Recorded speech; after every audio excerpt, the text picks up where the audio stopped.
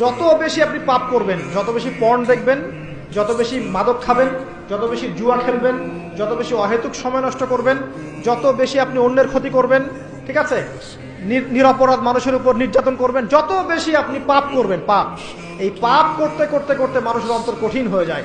ইবনুল কাইয়্যিম রাহিমাহুল্লাহ বলেছেন যে পাপ করতে থাকলে মানুষের অন্তর কঠিন হয়ে যেতে থাকে, এবং ইস্তেগফার আর জিকির করলে গিয়ে মানুষের অন্তর আবার নরম হতে থাকে। পাপের উপর পাপ করতে থাকলে মানুষের অন্তর কঠিন হতে থাকে।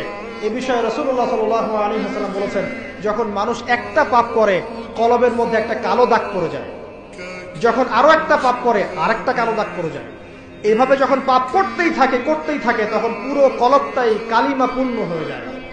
এই অবস্থায় যদি সে তওবা করে আল্লাহ পাক মাফ করে দিবেন।